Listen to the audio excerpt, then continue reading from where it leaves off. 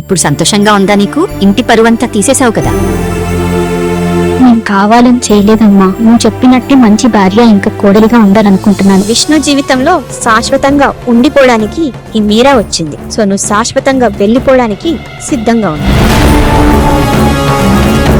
నేను ఇక్కడికి వచ్చిందే మీ జీవితాలు మార్చడానికి.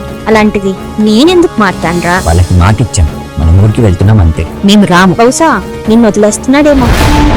ఈ సంక్రాంతికి నా జీవితం ఎన్నో మలుపులు తిరగబోతుంది. అసలు నేను మళ్ళీ ఈ ఇంటికి వస్తానా?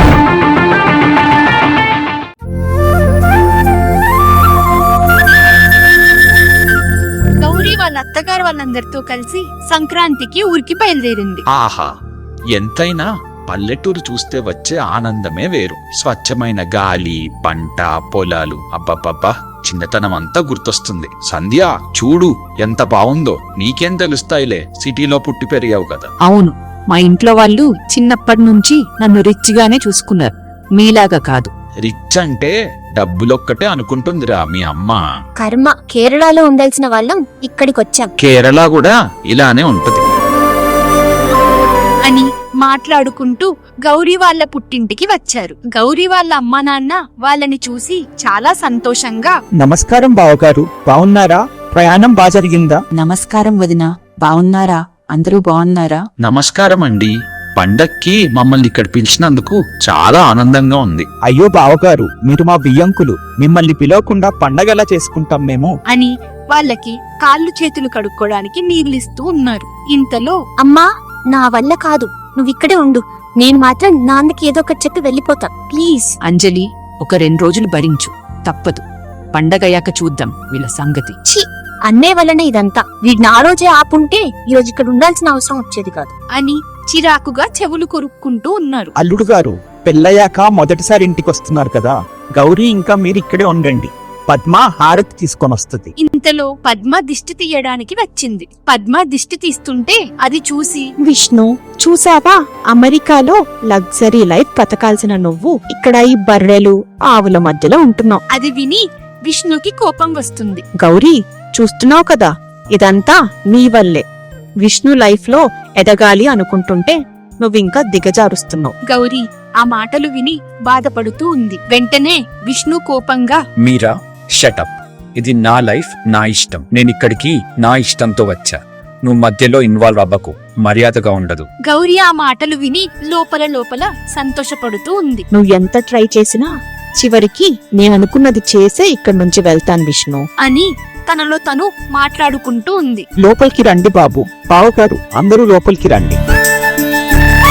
అందరూ ఇంట్లోకి వచ్చి కూర్చున్నారు. అంజలి ఆ ఇల్లంతా చూసి కూర్చోవాలా వద్దా అన్నట్టు ఇబ్బందిగా చైర్లో కూర్చుంది. అమ్మా, ఇక్కడ కనీసం సరిగ్గా ఫ్యాన్ కూడా లేదు. ఎలా ఉంటామమ్మా అసలు ఇక్కడ? అప్పుడే గౌరీ వచ్చి వాళ్ళందరికీ మంచినీళ్ళు ఇస్తుంది. వద్దు, ఎక్కడ పడితే అక్కడ వాటర్ తాగితే మా హెల్త్ పాడవుతుంది. కార్లో వాటర్ క్యాన్ ఉంది, గంగా వెళ్ళి తీసుకొనిరా. అలాగే అమ్మా అనేసి గంగా కార్లో వాటర్ క్యాన్ తీసుకురావడానికి వెళ్తుంది. సంధ్యా మాట విన్న రాము, ఇక్కడ నీళ్లు చాలా స్వచ్ఛమైనవండి. నా చిన్నప్పటి నుంచి ఆ బావి నీళ్లే తాగుతున్నాం మేమంతా. ఇప్పటికీ అందరం గట్టిగా ఉన్నాం, ఏ రోగాలు లేకుండా. వాళ్ళకేం తెలుసులే బావగారు, మంచి నీళ్లు కూడా కొనుక్కొని తాగుతారు వాళ్ళు. రమ్మన్నారు, వచ్చాం. అలా అని మీకు నచ్చినట్టు వెటకారంగా మాట్లాడితే ఒక్క క్షణం కూడా ఇక్కడ ఉండం, చెప్తున్నాం ముందే. అని కోపంగా రాజుతో అంటుంది. నిజాలు చెప్తే అలానే ఉంటుంది. వెళ్ళాలనుకుంటే వెళ్ళండి, కారు మాత్రం తీసుకెళ్ళనివ్వను. పండగయ్యాక చెప్తా ఒక్కొక్కరి పని. ఇంతలో మీరు ఇలా ఫార్మింగ్ ఇదంతా చేస్తూ మంత్ కి ఎంత సంపాదిస్తారు? నెలకింత అని ఉండదు. పావొస్తే 3 పూటలు తింటాము, లేదా పస్తులుంటామమ్మా. మా రైతుల బ్రతుకులంతా ఇంతే కదా. ఓ, అందుకేనా మీ అమ్మాయిని విష్ణుకిచ్చి పెళ్లి చేశారు? Nice plan. అని అంటుంటే విష్ణు వెంటనే, మీరా, నువ్వు ఎప్పుడూ ఆవులు కోళ్ళు చూసుండవు కదా, రా నేను చూపిస్తాను అని కోపంగా బయటికి తీసుకొని వెళ్తాడు. ఆ మాటలన్నీ విన్న పద్మ, అమ్మా గౌరీ, ఆ అమ్మాయి ఎవరమ్మా? గౌరీ కొంచెం ఇబ్బందిగా, అది మా ఆడపడుచు వాళ్ళ స్నేహితురాలమ్మా. ఆహా, సర్లే కాని అక్కడంతా బానే ఉంటుందా? వీళ్ళంతా నిన్ను బానే చూసుకుంటున్నారా? నువ్వు కూడా వాళ్ళని బానే చూసుకుంటున్నావు కదమ్మా? గౌరీ ఏం మాట్లాడకుండా మౌనంగా ఉండిపోయింది. నువ్వు ఎంత అదృష్టవంతురాలివి తెలుసా? మొన్న నీ స్నేహితులు వచ్చారు, పాపం వాళ్ళ అత్తారింట్లో పడుతున్న కష్టాల గురించి చెప్తే చాలా బాధేసిందమ్మా. పోనీలే, ఆ దేవుడి వల్ల నువ్వు సంతోషంగా ఉన్నావు కాబట్టే మేము కూడా ఇక్కడ హాయిగా ఉండగలుగుతున్నాం. అదంతా విన్న గౌరీ లోపల లోపల బాధపడుతూ ఏం చెప్పుకోలేక మౌనంగా ఉండిపోయింది. విష్ణు కోపంగా మీరాని బయటికి తీసుకొచ్చి మాట్లాడుతున్నాడు. నేను ఓపికగా ఉంటున్నా అని నువ్వేం చేసినా చూస్తూ ఊరుకుంటాననుకుంటున్నావా? నువ్విక్కడికి మా అమ్మ చెల్లి వల్ల వచ్చావు, కానీ నా కోపం తెప్పిస్తే వాళ్ళని కూడా పట్టించుకోను. ఈ క్షణమే ఇక్కడి నుంచి వెళ్ళగొట్టేస్తాను. అర్థమవుతుందా? ఇది నా అత్తగారిల్లు. అబ్బో, ఏంటి విష్ణు, నన్నే బ్లాక్మెయిల్ చేస్తున్నావా? నువ్వు ఎంత ట్రై చేసినా నేను చెయ్యాలనుకున్నది ఆపలేవు. నా గురించి తెలుసు కదా, నేనెంత మొండిదాన్నో. అనుకున్నది అయ్యేంత వరకు ఇక్కడి నుంచి వెళ్ళడం కాదు కదా, నువ్వు ఎక్కడికి వెళ్తే అక్కడికి వస్తాను. పిచ్చి పిచ్చిగా ఉందా నీకు? అసలేమనుకుంటున్నావు అని అరవబోతుంటే అప్పుడే గంగా వాటర్ క్యాన్ తీసుకొని వస్తూ ఉంది. గంగాని చూసి విష్ణు మౌనంగా ఉండిపోయాడు. ఏంటి బాబు ఇక్కడున్నారు? ఇది పల్లెటూరు బాబు. పరాయి ఆడవాళ్లతో ఇలా మాట్లాడితే నలుగురు తప్పుగా అనుకుంటారు. మీ మంచి కోసమే చెప్తున్నాను. హలో, ఎవరు పరాయి వాళ్ళు ఇక్కడ? విష్ణు మనిషిని నేను. విష్ణు పట్టించుకోకుండా చిరాకుగా లోపలికి వెళ్లిపోయాడు. ఒకరికి మనం సొంత మనిషా కాదా అనేది మనం నిర్ణయించకూడదమ్మా, వాళ్ళకి అనిపించాలి అని వెటకారంగా లోపలికి వెళ్లిపోయింది. మీరాకి ఏం అర్థం కాక అక్కడే ఉండి ఆలోచిస్తూ లోపలికి వెళ్తుంటే అప్పుడే అక్కడున్న గొబ్బెమ్మని తొక్కేసింది. ఓ షిట్, చిచ్చి! అమెరికాలో హ్యాపీగా ఉండే నేను నీ వల్ల ఇక్కడికి వచ్చి ఇవన్నీ భరించాల్సి వస్తుంది. అస్సలు వదిలిపెట్టను విష్ణు నిన్ను. రాత్రి అందరూ భోజనం చేసేసి మాట్లాడుకుంటూ ఉన్నారు. ఇంక పడుకుందాం మా బావగారు, రేపు భోగి కదా, అందరం పొద్దున్నే లేసి భోగి మంటలేసుకోవాలి. అవునవును, పదండి. ఇంతలో ఏంటిప్పుడు? ఎక్కడ పడుకోవాలి మేమంతా? లోపల అందరికీ మంచాలున్నాయమ్మా. వాట్? మంచాలా? బెడ్స్ కూడా లేవా మీ ఇంట్లో? ఆ మాట విని గౌరీ వాళ్ళ అమ్మ నాన్న కొంచెం బాధగా మౌనంగా ఉండిపోయారు. అంజలి, ఇది ఊరు, ఇక్కడ మంచాలే ఉంటాయి. జీవితంలో అన్ని ఎక్స్పీరియన్స్ చేయడం నేర్చుకో. లైఫ్ ఎప్పుడూ ఒకేలాగా ఉండదు. మీలాంటి వాళ్ళుంటే నిజంగానే ఉండదు. పండగకి వచ్చాం, అందరం సంతోషంగా ఉండాలనుకుంటున్నాం. ఎక్కువ మాట్లాడకుండా వచ్చి పడుకోండి అనేసి అందరూ లోపలికి వెళ్లిపోయారు. అంజలి ఇంకా సంధ్య కోపంగా ఆలోచిస్తూ ఉన్నారు. మరుసటి రోజు భోగి పండగకి అందరూ పొద్దున్నే లేసి భోగి మంటల దగ్గర కూర్చున్నారు. కాని అంజలి మాత్రం ఇంకా నిద్ర లేవకుండా పడుకోనే ఉంది. అంజలి ఎక్కడ? ఇంకా లేవలేదు మావయ్య. సంధ్య, పండగ రోజు కూడా పడుకోవడం ఏంటి? ఇక్కడ అందరూ భోగి మంటల దగ్గర ఉంటే వెళ్ళి అంజలిని తీసుకొనిరా. సంధ్య ఏం పట్టించుకోకుండా అలానే ఉంటుంది. అప్పుడే రాజు కోపంగా, సంధ్య, నీకే చెప్పేది. సంధ్య తప్పదన్నట్టు లోపలికి వెళ్ళింది. మా చిన్నప్పుడు భోగి అంటే పొద్దున్నే లేసి అమ్మకి ఇంట్లో పనులకి సహాయం చేయడం, కర్రలు తీసుకొచ్చి మంట వేసి అవసరం లేని పాత వస్తువులు భోగి మంటల్లో వేస్తూ చలికి వెచ్చగా కూర్చొని అందరం మాట్లాడుకుంటూ ఆడుకుంటూ భలే ఎంజాయ్ చేసేవాళ్ళం. మన జీవితంలో అవసరం లేనివి పాత వస్తువులు భోగి మంటల్లో ఎందుకు వేయమంటారో తెలుసా? అవి వేస్తే మన జీవితంలో మనం ముందుకెళ్లకుండా ఆపుతున్న అడ్డంకులన్నిటినీ మంటల్లో వేసేస్తున్నట్టు, మనం ముందుకి ఎదుగుతున్నట్టు. రాజు అలా భోగి గురించి చెప్తుంటే అందరూ వింటూ ఉన్నారు. అప్పుడే సంధ్య వెళ్లి అంజలిని తీసుకొని వచ్చింది. భోగి పండగ విశిష్టతంతా చెప్పా, నువ్వు మిస్ అయిపోయావు. తెలుసుకోవాలని కూడా లేదు నాకు అని చిరాకుగా కూర్చుంటుంది. అలా అందరూ మాట్లాడుకుంటూ ఉన్నారు. కాసేపటికి అందరూ స్నానాలు చేయడానికి వెళ్లారు. అంజలి చెయ్యాలి అనుకొని వెళ్తుంది. అమ్మా అని గట్టిగా అరుస్తుంది. అందరూ కంగారుగా వచ్చారు. ఏమైంది అంజలి? ఎందుకలా అరిచావు? అమ్మా, బల్లి, బాత్రూమ్ లో బల్లి ఉంది. అందరూ ఆ మాట విని నవ్వుకుంటూ ఉన్నారు. నవ్వుతారేంటి? వెళ్ళి ఆ బల్లిని వెళ్ళగొట్టండి అని కోపంగా చెప్పింది. అప్పుడే రాము వెళ్లి ఆ బల్లిని వెళ్ళగొడతాడు. పక్కింటి రాధా పండగకి స్వీట్లు ఇవ్వడానికి వచ్చింది. ఏంటి పద్మ, ఇల్లంతా హడావిడిగా ఉంది. పట్నం నుంచి మా అమ్మాయి వాళ్ళ అత్తగారు వచ్చారు రాదా. అవునా? అందుకనేనా పండగంతా మీ ఇంట్లోనే ఉన్నట్టు అనిపిస్తుంది. ఇంతలో గౌరీ అక్కడికి వచ్చింది. బావున్నావా పిన్ని? భోగి శుభాకాంక్షలు. గౌరీ, మొన్ననే పెళ్ళైనా ఎన్నో రోజులైంది నిన్ను చూడగా అనిపిస్తుంది. ఎలా ఉన్నావమ్మా? చెల్లి ఎలా ఉంది? ఏం చెప్తానమ్మా, ఏదో బానే ఉంది. పండగకి రాలేదా? లేదమ్మా, అందరి అదృష్టం నీలాగా ఉండదు కదా. వాళ్ళత్త పెద్ద గయ్యాలి, వాళ్ళ ఇంట్లోనే పండగ చేసుకోవాలంట. అందుకే వాళ్ళు రాలేదు, కనీసం దాన్ని కూడా పంపలేదు అని బాధగా చెప్తుంది. బాధపడకు రాదా, దాని జీవితం అలా ఉండాలని రాసింది. మనం ఏం చేస్తాం చెప్పు? జాగ్రత్త అమ్మా, ఏమైనా ఇబ్బంది ఉంటే అస్సలు దాచిపెట్టకు. నా కూతురు అలానే చేసి ఇప్పుడు పరిస్థితి చేయి జారిపోయే వరకు తెచ్చుకుంది. సంతోషంగా ఉండమ్మా, నేను వెళ్ళొస్తాను అని వెళ్తుంది.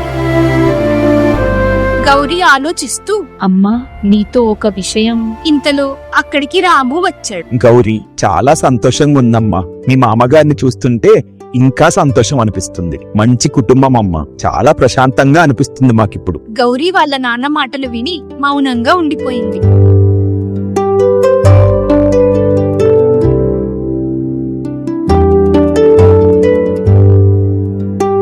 సంక్రాంతి అంటే ఇది కదా, కైట్స్ ఎగరేయడం, మన వాళ్ళతో కలిసి ఉండడం. సంక్రాంతికి ఆ సూర్యుడిని మనకి పంట రూపంలో తిండి పెట్టే ఆ భూదేవిని పూజించుకోవడం, కృతజ్ఞత తెలుపుకొని మన చుట్టూ ఉన్న వాళ్ళతో సంబరాలు చేసుకోవడం. కానీ ఇన్ని సంవత్సరాలు ఇవి ఏవీ లేకుండా సిటీలో బ్రతికేశాం బావగారు. మా బంగారు తల్లి గౌరీ వల్ల ఈ సంవత్సరం మళ్ళీ ఇలా సందడిగా చేసుకుంటున్నాం పండగ అని ఆనందంగా చెప్తూ ఉన్నాడు.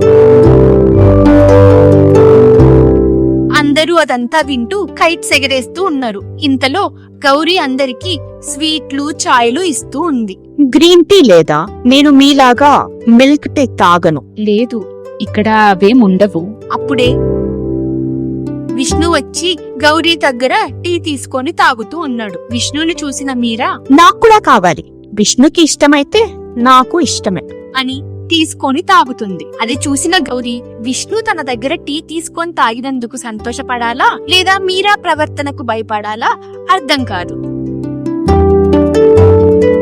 అందరూ అలసిపోయి ఇంటికి వచ్చి కూర్చున్నారు. ఇంకా బయలుదేరదామా? పండగ అయిపోయింది కదా. ఏంటైపోయేది? రేపు కనుమ. సంక్రాంతి అంటే 3 రోజుల పండుగ. భోగి, సంక్రాంతి, కనుమ. ఆ మాత్రం కూడా తెలీదా? అంటే రేపు కూడా ఇక్కడే ఉండాలా? అవును. అదంతా విని మా వల్లే మన పొరపాటు జరిగిందా? ఇక్కడికి రావడమే ఇష్టం లేదంటే మళ్ళీ ఇబ్బంది అని అడుగుతున్నారు. రాజు కోపంగా చూస్తూ ఉన్నాడు. అదేంటమ్మా అలా అంటున్నావు? అవును, ఏదో తప్పక రావాల్సి వచ్చింది. మీ అమ్మాయిని తెచ్చి పెట్టుకున్నందుకు ఇదంతా భరించాల్సి వస్తుంది. అసలు తప్పు చేయకుండా ఉండగలుగుతుందా మీ అమ్మాయి? న్యూ ఇయర్ రోజు ఆవిడ గారు చేసిన పనికి అని చెప్పబోతుంటే ఇంతలో అంజలి, బావగారు మీరేం పట్టించుకోకండి. గౌరీ వల్ల ఎలాంటి తప్పు జరగలేదు. చిన్న చిన్నవి సహజమే కదా. ఇప్పుడు సిటీ నుంచి వాళ్ళు ఇక్కడికి వచ్చి ఇబ్బంది పడుతున్నారు కదా. గౌరీ కూడా అలానే చిన్నప్పటి నుంచి ఇక్కడ పెరిగింది కదా. కొత్తగా సిటీకి వచ్చేసరికి అలవాటు అవ్వడానికి టైం పడుతుంది. మీరేం దాని గురించి ఆలోచించకండి. గౌరీ మా ఇంటి మహాలక్ష్మి. ఆ మాట విని సంధ్య ఇంకా అంజలి అక్కడ నుంచి లేచి వెళ్లిపోయారు. అది చూసిన పద్మ ఇంకా రాముకి అనుమానం వస్తుంది.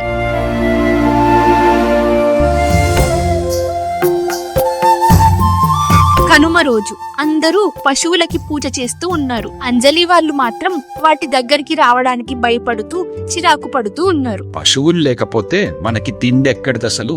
అప్పట్లో పశువులు లేకపోతే రైతులే లేరు. అసలు కనుమ అంటేనే పశువుల్ని పూజించి రైతులకి కృతజ్ఞత తెలుపుకొని జరుపుకోవాల్సిన పండుగ. ఆ పశువులిచ్చే పాలు కావాలి, వాటితో తయారయ్యే ఐస్ క్రీములు, పన్నీర్లు కావాలి వీళ్ళకి. కానీ అవంటే చిరాకు, అవేసే పేడంటే అసహ్యం. అసలు ఏం తెలుసు మీకు? పిడకలు లేకపోతే ఇంట్లో పొయ్యే వెలిగేది కాదు అప్పట్లో. ఇప్పుడు ఏదో గ్యాస్ స్టవ్లు, ఎలక్ట్రిక్ స్టవ్లు అని బిల్డప్లు ఇస్తున్నారు. కానీ మనందరం వచ్చింది పొయ్యి వెలిగించే కాలం నుంచి. రైతులకి మెషిన్లు వాడి వచ్చే లాభం కన్నా పెట్టే ఖర్చు ఎక్కువైపోతుంది. అందుకే రైతులు తగ్గిపోతున్నారు. కానీ అప్పట్లో ప్రతి ఇంట్లో ఆవులు, బర్రెలు ఉండేవి. రైతులు హాయిగా బతికేవారు.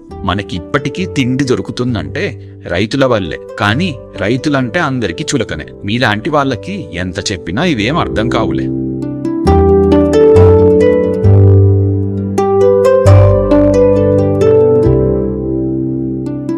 రాత్రి అయ్యింది. అందరూ పడుకోవడానికి వెళ్తుంటే బావగారు, మొత్తానికి ఊర్లో పండగ జరుపుకున్నాం మీ వల్ల. చాలా థ్యాంక్స్ అండి. అయ్యో బావగారు, అవేం మాటలు? మీరు మా బియ్యంకులు, ఇది మా బాధ్యత. ఇప్పటి నుంచి మీకెప్పుడు రావాలనిపించినా మొహమాటం లేకుండా వచ్చేయండి. ఇది కూడా మీ ఇల్లే. అలాగే బావగారు, అంతా మీ మంచితనం. పల్లెటూరు అంటేనే మంచితనం.